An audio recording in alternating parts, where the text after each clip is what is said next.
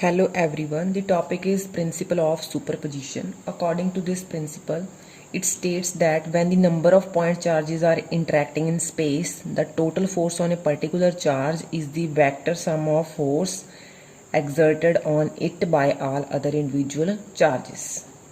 So, principle of superposition is the sum of forces due to other charges on a particular charge. Suppose this is a coordinate system x, y, z. So this is our reason. This x is x, y, z axis. So we have n charges with their position vectors. Let this charge is q1 charge with the position vector r1 vector. This is q2 charge with the position vector r2 vector, and this charge is q3 charge with the position vector r3 vector. So now here is particular charge qi. So this is particular charge. So now we calculate the force on this charge due to these charges. Firstly, force on this qi due to q1 charge is Fi1. Force on qi charge due to first charge, this force is Fi1.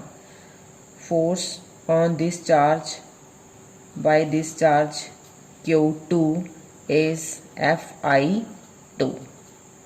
And due to this q3 charge, this is the point of intersection. This is f of i3. So these are the forces acting on this qi charge. One is due to q1 charge Fi1, due to q2 charge Fi2, and the third force is due to this charge is Fi3. Let q1, q2, q3 up to so on qn be the charges, n point charges,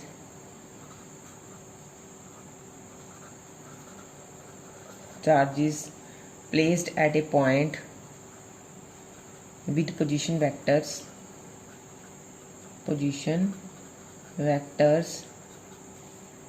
r1 vector, r2 vector up to so on rn vector respectively with respect to the origin O.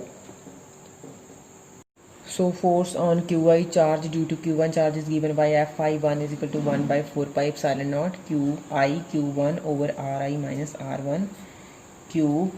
Here is ri minus r1 vector. So we know that f of 1, 2, this is the force between 2 point charges according to Coulomb law. It is equal to 1 by 4 pi epsilon naught q1 q2 over r1 minus r2 cube. Here is r1 minus r2 vector. Because in simple form, here is cap, here is square. When we remove this cap, because we know that r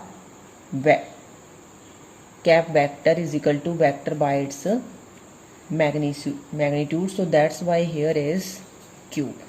One square is already exist in Coulomb law and one is from here, so that's why here is cube, and here is the vector by its magnitude.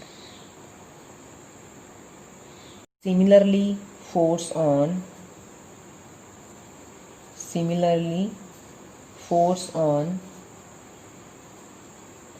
qi due to q2. So this force is Fi2 vector. This is equal to 1 by 4 pi epsilon naught qi q2 by ri minus r2 vector cube. This is the magnitude ri minus r2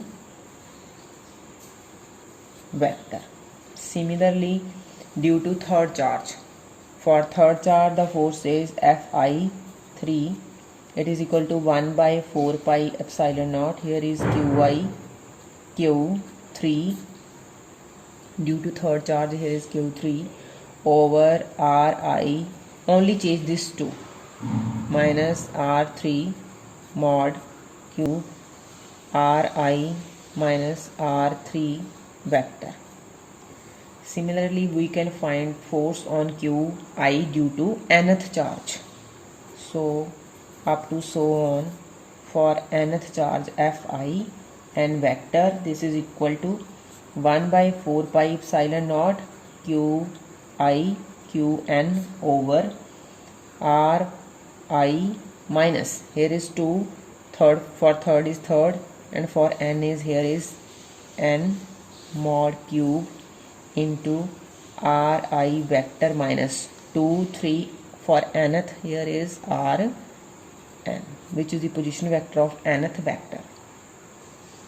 So now in order to find the total force on this I charge due to first, second, third up to so on, we will add all the forces due to individual charge to find out the total force. Substitute the value of all forces. The total force Fi, this is equal to 1 by 4 pi epsilon naught. This is common for all forces. Here is qi q1 over ri minus r1 vector q. This is for first charge. Here is ri minus r1 vector.